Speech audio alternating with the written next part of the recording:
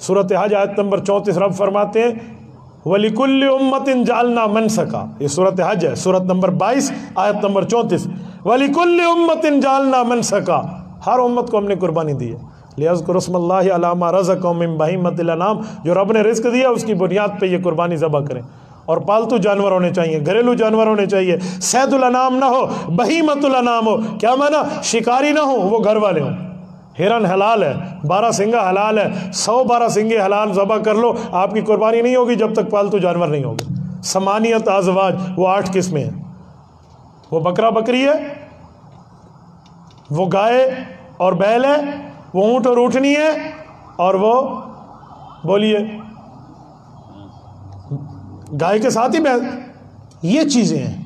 ایک بندہ مجھے کہنے لگا کہ دمبے کا ذکر تو ہے، دمبا دمبی ہو گیا، بکرا بکری ہو گیا، گائے بیل ہو گیا، اونٹ اونٹنی ہو گیا، یہ 8 ہیں۔ ایک شخص مجھے کہنے لگا اس میں بھینس تو نہیں ہے، حالانکہ حنفی تو بھینس کی قربانی بھی کرتے ہیں۔ میں نے کہا اس میں بھیڑ بھی نہیں ہے، بھیڈور آتے بھیڑ، یہ بھی نہیں ہے، تو کہاں سے لاؤ گے؟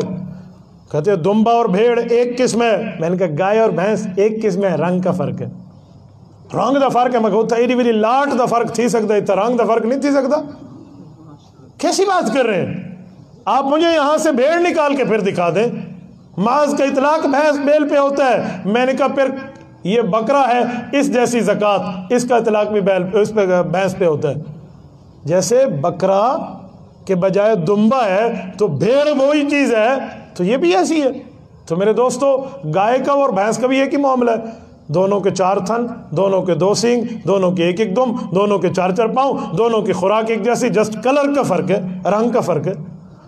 یہاں آپ کے موریالی کی ایک دوست، یہاں بندے موجود ہیں جو میرے پاس ان کو لے کر آئے، مجھے آ کر اس نے کہا بھینس کا قربانی میں کوئی قرآن حدیث میں لفظ ہے؟ مجھے پتہ ہے اس کا علاج کیسے کرنا ہے، حالانکہ شریعت سے پوچھتا ہے نا کہ شریعت کی دلیل دو، اس نے قرآن حدیث کی دلیل دی۔ شریعت 4 چیزوں کا نام ہے، نمبر 1 قرآن، نمبر 2 حدیث پاک سنت رسول، نمبر 3 صحابہ کا اجماع، نمبر 4 شریعت کے اصول کے مطابق مسئلے کا حل۔ دین اسلام کے 4 اساس، قرآن سنت اجماع قیاس، تو پوری شریعت تو یہ تھی، اس نے صرف قرآن حدیث کی بات کی، باقی شریعت کے اسے چھوڑ دیے، گویا صحابہ کے فیصلوں کی کوئی حیثیت نہیں ہے۔ تو میں سمجھ گیا کہ اس بندے کو کون سی بیماری لاحق ہے، ایک کیڑا کانگو وائرس لگا پیا ہے، تو وہ سمجھ جاتا ہے بندہ۔ میں نے اسے کہا صرف قرآن حدیث سے؟ کہتے جی ہاں۔ بھینس کی قربانی دکھاؤں؟ کہتے جی ہاں۔ میں نے کہا چھوڑو یار، اور بات کرتے ہیں، بھینس کتے کی طرح حرام ہے، آپ اس کو حلال کہتے ہو، اس کا حلال ہونا قرآن حدیث سے دکھاؤ۔ اب تو اس کے ہاتھ کے طوطے لالیاں کبوتر شبوتر اڑ گئے کہ بھینس حلال ہے حرام ہے۔ میں نے کہا کتے کی طرح حرام ہے، حلال ہوتی تو قرآن حدیث میں ہوتا نہیں۔ مجھے کہنے لگا قرآن حدیث میں اس کا حلال ہونے کا لفظ نہیں ہے، لیکن قرآن حدیث کے اصول سے ایک اجماع بنتا ہے، اس اجماع میں ہے کہ بھینس حلال ہے۔ میں نے کہا جناب اسی اجماع کے صفحے پہ لکھا ہوا ہے اس کی قربانی بھی جائز ہے۔ اچھا میں اب سمجھ آ گیا۔ لوگ عجیب بات کرتے ہیں، وہ رنا والی لڑائی ہے، چھکتے پر چھکا تو بار آتے میں ہکا، یوں نہیں ہو سکتا کہ آپ دلیل اپنی طرف سے لے کر آئیں، دلیل وہ لیں جو دلیل بنے۔ پھر مجھے کہنے لگا اچھا مجھے اب سمجھ آئی۔ تو میں نے کہا شروع میں کہتا نا اجماع سے ثابت ہے، آپ کہتے قرآن حدیث بات اجماع کے شے آ گئی ہے، اب آپ نے خود مان لیا، تو سمجھانے کا انداز ہے تو بحث بھی اسی میں شامل ہے۔ ہن مینوں ایک بھائی نے سوال کیتا ہے، اس سوال دا جواب سن لو۔ قربانی دے جانور اگے قربانیاں آ رہی ہیں، قربانی دا جانور کرنا او جڑا قرآن چاہے، سمجھ آئی نا؟ بڑیاں گلاں کرن گے لوگ، چونکہ چنچ چونکہ چنچ چونکہ بیڑی چبوڑ چنچ چنچ، لغت لے کے آ جان گے۔ لغت نو کی کرنا ہے؟ قرآن چنگا کہ لغت چنگی؟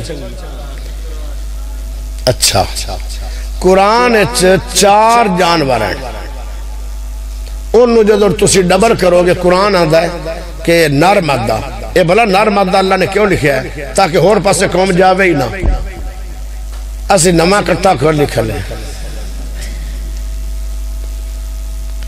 مجھ دا ذکر کوئی نہیں، نہ قرآن اچ نہ حدیث اچ۔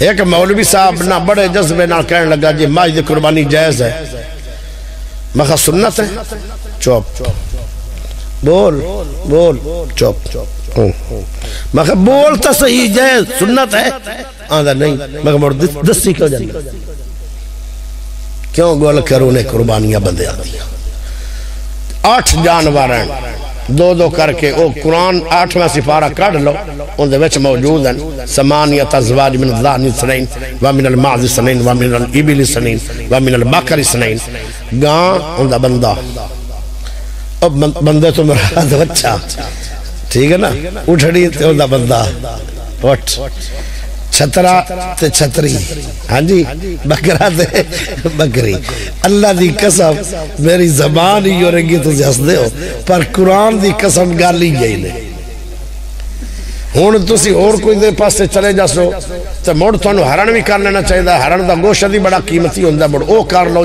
حلال نو نہیں ویکھنا ویکھنا ہے بھئی قربانی تے جانور قرآن نے دسے کیڑے اچھا جتھے بھی لگے جاؤ ماجت اختلاف ہے کچھ آندھن کر لو کچھ آندھن نہ کرو ایک بندہ میں نو کہنے لگا میں تو کٹھا کرنا کرارا بڑا ہے میں کہ اسماعیل علیہ السلام نو ذبح کرنے لگا پیو کرارا گوشت بیک کے پھیٹے منہ ہے کرار سارے سال تسی کرار نہیں کیتا منہ کرار دی پرو آکھے کرارا بڑا ہوں ایک بندہ میں نو کہنے لگا ککڑ دی قربانی ہے میں کہا جی ہے آندھا کیویں میں کہا جی دندہ ککڑ بھی کھا دے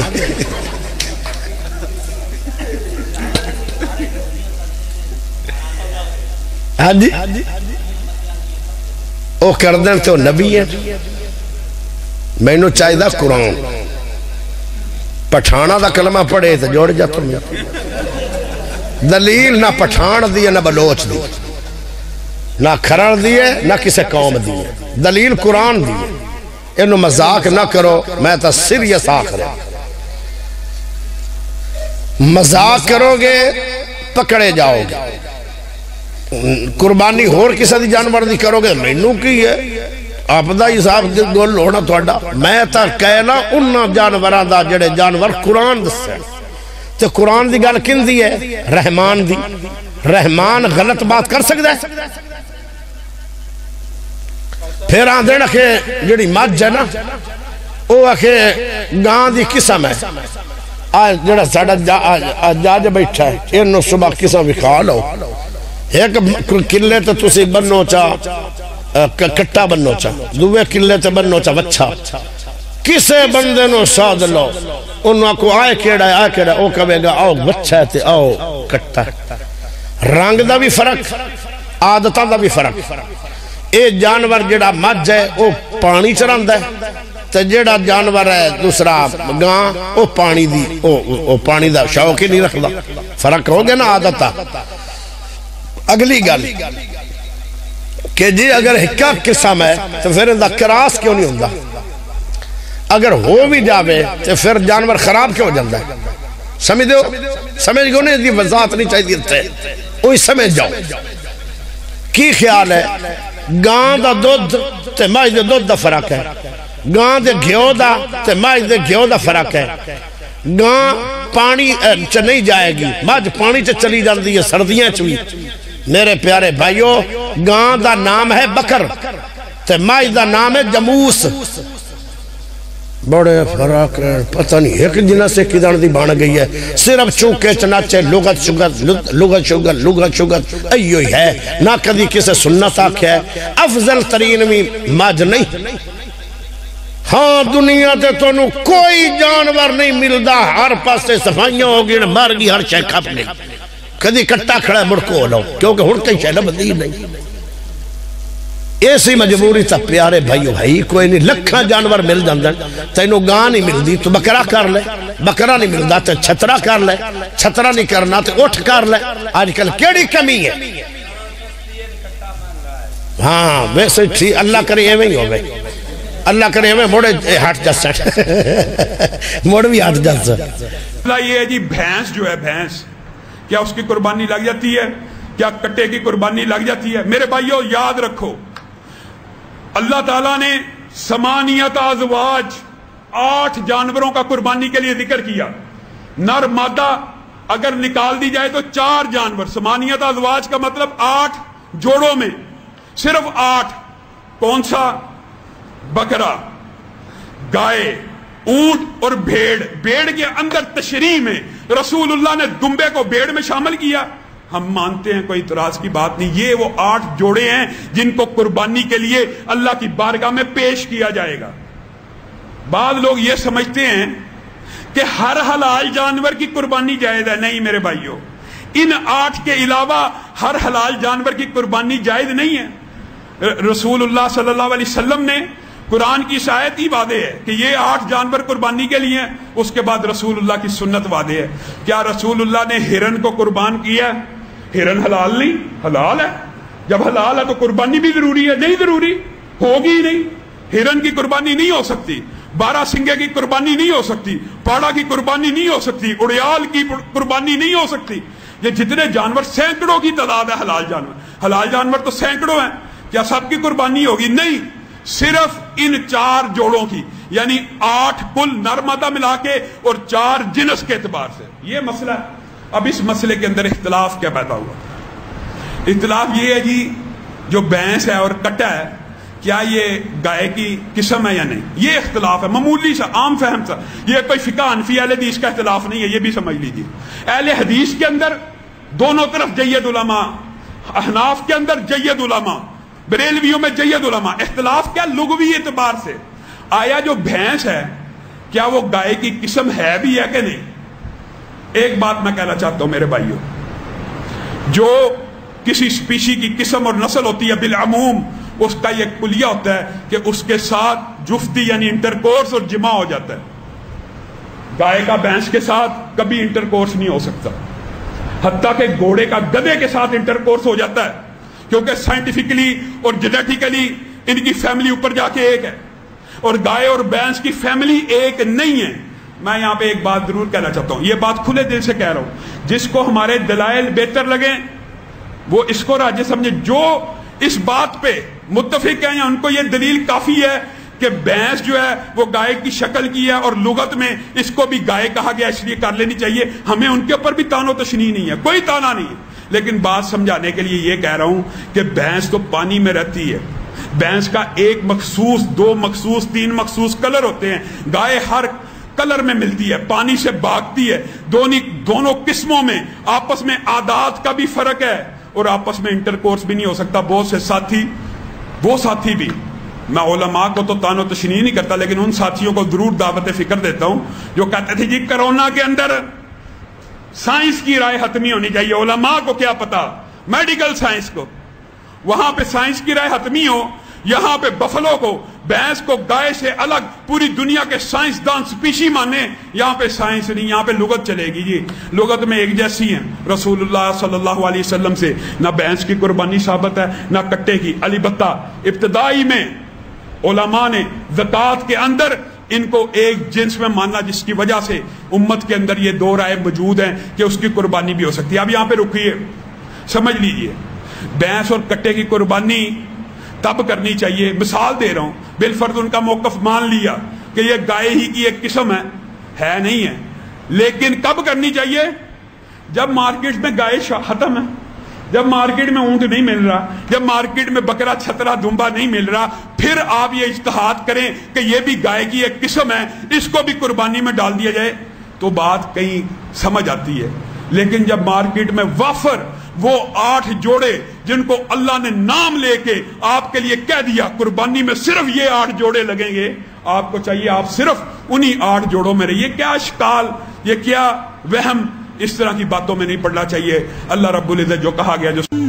علی بھائی اگلا سوال ہے، کیا بھینس یا بھینسے کی قربانی دینا بھی جائز ہے؟ اچھا، بھینس کے بارے میں اکثر پوچھ رہے ہوتے ہیں نا، وہ لوگ پوچھ رہے ہیں کہ انہوں نے خود بھی کبھی بھینس کی قربانی نہیں دی ہوتی.